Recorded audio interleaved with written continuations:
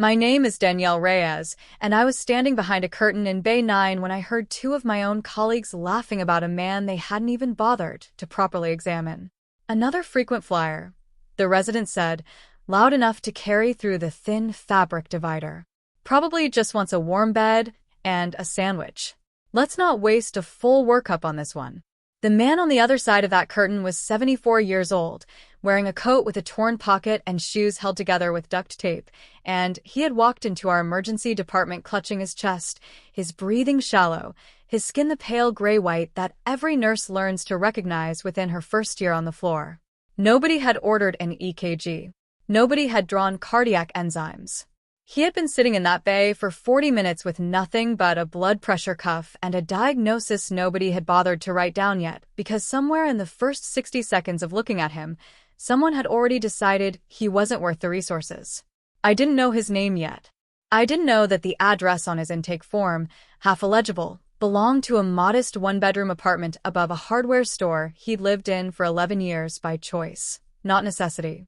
I didn't know that the same man everyone in that department had already quietly written off owned, through a private holding company most of the city had never heard of, nearly half the commercial real estate within a 2-mile radius of the very hospital that was failing to treat him. What I did know, standing behind that curtain with my clipboard shaking slightly in my hand, was that I had seen this pattern before, the quiet, unspoken triage that happens when a patient looks poor, and that once I stepped past that curtain and said what I was about to say, I would be putting my own job on the line for a man who, as far as anyone in that building knew, couldn't do a single thing to protect me if it cost me everything. I had no idea in that moment just how wrong that assumption was, or how close I was about to come to finding out exactly who Elias Marchetti really was. I'd worked as a patient financial navigator at Ashgrove General for 4 years, a job most people outside the hospital had never heard of and most people inside it didn't fully understand either. My role, on paper, was simple: help patients understand their bills, connect them to charity care programs, make sure nobody left our doors owing more than they needed to. In practice, the job had taught me something about hospitals that no orientation packet ever mentioned outright, that the care a patient received often had less to do with their symptoms than with the assumptions staff made about them in the first 90 seconds of an encounter. I'd seen it play out 100 small ways. A man in an expensive suit with chest pain got an immediate cardiology consult. A man in a stained work jacket with identical symptoms got told to wait for the next available bed.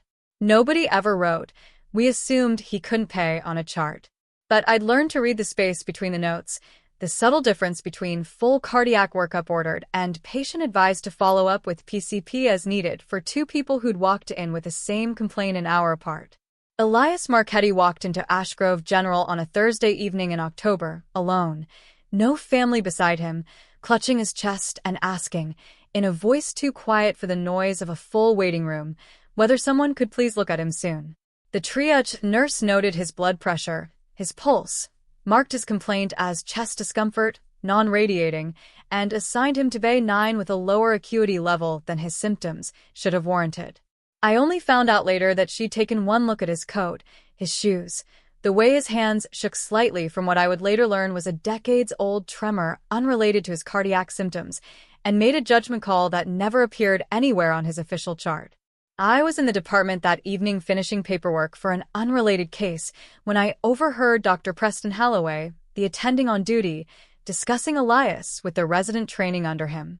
Dr. Halloway wasn't cruel by nature. I'd worked alongside him for 2 years and genuinely believed he thought of himself as a good doctor, even a compassionate one. But he was also managing a department under constant pressure from hospital administration to reduce unnecessary testing costs, and somewhere in the calculus he'd built for himself over the years, unnecessary and unable to pay had quietly become the same category in his mind. "He's presenting atypically," Dr. Halloway said, glancing at the chart. "No cardiac history on file, no PCP referral. Given the resource constraints this month, let's start conservative. Basic labs, monitor, reassess in an hour." Basic labs. Not the full cardiac panel his symptoms warranted. Not the EKG that should have been standard protocol for any patient over 70 presenting with chest pain, regardless of what he looked like walking through the door. I felt something tighten in my chest that had nothing to do with medicine, and everything to do with 4 years of watching this exact pattern repeat itself with different faces and the same quiet, unspoken math behind it. I found Elias's paperwork on the nurse's station computer and pulled up his file, ostensibly to begin the financial intake process I was there to handle, but really because something about the resident's dismissive laugh through that curtain had left me unable to simply walk away. His insurance field was blank. His listed employer was blank. To anyone glancing at that screen, he looked exactly like what the department had already decided he was, an uninsured, possibly homeless patient who would generate a bill nobody would ever collect. What the screen didn't show, what nothing in that hospital system was ever designed to show, was the truth I wouldn't discover until 3 days later, buried in a property records database I only checked because a small, stubborn part of me refused to accept that the file in front of me told the whole story. For now, standing behind that curtain, all I knew was that a man was in pain, that the standard of care he was receiving didn't match his symptoms, and that the reason had far less to do with his heart than with the coat he happened to be wearing when he walked through our doors. I stepped through the curtain, my clipboard in hand, and did the only thing I actually had the authority to do in that moment. I asked Elias Marchetti, gently, whether he'd consent to me advocating on his behalf for a full cardiac workup, and I promised myself, walking toward the nurse's station afterward, that I would not let this go quietly, no matter what it cost me. Every patient who presents with chest pain consistent with cardiac symptoms is entitled to an appropriate medical screening examination, regardless of ability to pay, I said, standing at the nurse's station where Dr. Holloway was reviewing another chart. That's not hospital policy. That's federal law. EMTLA doesn't have an exception for patients who look like they can't afford the bill. Dr. Holloway looked up, and I watched something flicker across his face, not anger, exactly, but the particular defensiveness of a good doctor being told, in front of colleagues, that he might have made a bad call. Danielle, I appreciate your advocacy, but resource allocation isn't your department. We're managing a full unit tonight and clinical judgment. Clinical judgment based on what, exactly? I asked. His vitals? Or his coat? The words came out sharper than I'd planned, and the department went quiet enough that I could hear the monitor beeping steadily from Bay 9. I knew, even as I said it, that I'd just made an enemy of the attending physician on duty, a man who controlled scheduling, who wrote performance reviews that fed into hospital-wide reports, who had every reason after tonight to make my job harder in a dozen small ways nobody would ever be able to prove was retaliation. I didn't back down. I pulled up EMTLA's screening requirements on my tablet and set it on the counter between us, not as a threat exactly, but as a fact that couldn't be argued away by seniority. Dr. Holloway read it in silence for a long moment. Then, without another word, he ordered the full cardiac panel and the EKG that should have been standard from the beginning. The results came back 40 minutes later, and they weren't subtle. Elias Marchetti was in the early stages of a myocardial infarction, a heart attack that, left untreated for even another hour under the monitor and reassess plan Dr. Holloway had initially ordered, could easily have killed him. Cardiology was called immediately. He was rushed to the cath lab. The 40 minutes he'd already lost sitting behind that curtain, waiting for someone to decide he was worth the resources, had narrowed his margin for a good outcome more than anyone in that department wanted to admit out loud. I sat with him briefly before they took him upstairs, holding his hand because he had no one else there to do it, and he looked at me with a clarity that surprised me given what his heart was doing at that exact moment. "Thank you," he said quietly, "for seeing me. Most people stop looking the moment they've decided what they're looking at." I didn't fully understand what he meant by that until 3 days later, when I received a phone call from the hospital's billing department asking, with unusual urgency, whether I had any updated contact information for the Marchetti account, because the payment they'd just received for his entire hospitalization, cardiology, the cath lab procedure, the full week of recovery care that followed, had arrived not from a patient assistance program or a charity care fund, but as a single wire transfer from something called Marchetti Holdings LLC, paid in full, same day. I looked up Marchetti Holdings out of simple curiosity, expecting nothing. What I found instead made me sit very still at my desk for a long moment, rereading the property records twice to make sure I wasn't misunderstanding what I was looking at. Marchetti Holdings owned, through a network of smaller subsidiary companies, 41 commercial and residential properties across the city, including 3 of the buildings within a 4-block radius of the hospital itself. Elias Marchetti wasn't a man who couldn't afford his medical bills.